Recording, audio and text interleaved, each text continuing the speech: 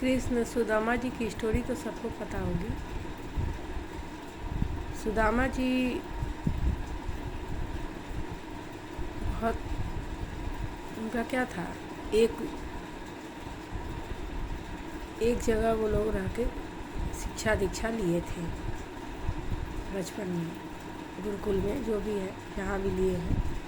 तो उसमें क्या होता है कि कृष्ण भगवान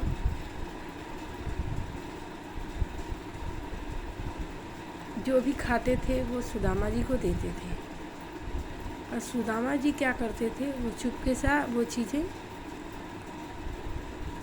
वो धीरे से खा लेते थे। तो वही उनके गलत कर्म जो थे, जो कर्म थे, वो उनको इतना गरीब बना दिया। एक दोस्त आपको सब कुछ खिला रहा है, दे रहा है, आप उसकी नहीं, उसी के साथ आप बेईमानी कर रहे हो। ठीक है, आपके घर में नहीं है, लेकिन जितना है उतने ही में आप दो ना। भगवान को पूरी थाल नहीं चाहिए होती है। जब आप एकदम गरीबी जूझते हो और फिर भी एक दाना भगवान को चढ़ाते हो, भगवान उसी में खुश हो जाते हैं। जब रहते थे तो पता है कि जो एक पेड़ पे बैठ के चना खा रहे हैं, और कृष्ण भगवान पूछे कि क्या आवाज़ हो रही है, तो बोल रहे हैं दांत कटकटा रहा है। एक दोस्त तो वो भी भीग रहा है और इनको उतना भी नहीं है। तो यही होते हैं गलत कर्म। उनको वही कर्म का कितना भुगतान करना पड़ा, उसी गलत कर्म का। वो चोरी से उस दोस्त के लिए चोरी कर रहे हैं जो उनके लिए सब कुछ किया। भाई वो साथ में रहते थे, सब कुछ देते, खिलाते, साथ में खेलते, और वो नहीं दिए, चोरी से खा लिए, जो कि उनकी माँ ने दिया था कि दोनों मिल के खाना। तो यही गलत कर्म होता है। आप थोड़ा उनको दे दिए होते, थोड़ा अपने खा लेते, तो आपको उतना बुरा दिन नहीं दिखना पड़ता। फिर वो क्या हुआ, तो इसी तरह होता है अच्छा गलत।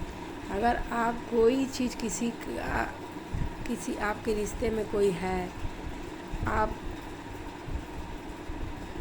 को कोई दे रहा, आप नहीं दे रहे हो, तो उसका भुगतान आपको करना पड़ेगा। तो कृष्ण भगवान का भुगतान, जब बहुत गरीबी आ गई, भगवान को एक दाना चढ़ाते थे, गाय को देते थे, लोगों का दया करते थे, हेल्प करते थे, तब भगवान को देखा नहीं जा गया। उनकी बीवी, उनके जो सुदामा जी की वाइफ थी, उन्होंने कहा कि आपका मित्र बहुत धनी है, और एक बार जाके अपना बात बताया, फिर भी उन्होंने बताया नहीं मुँह से।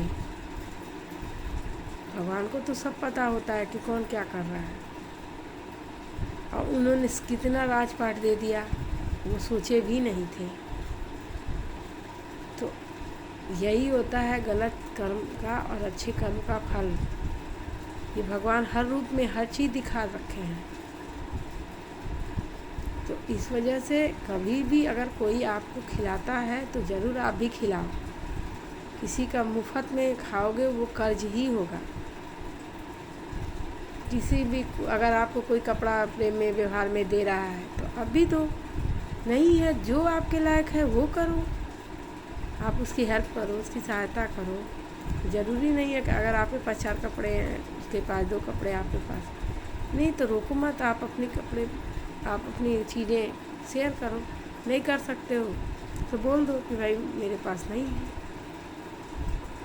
लेकिन छल नहीं करो, छल करोगे तो उसका भरपाई करना पड़ेगा।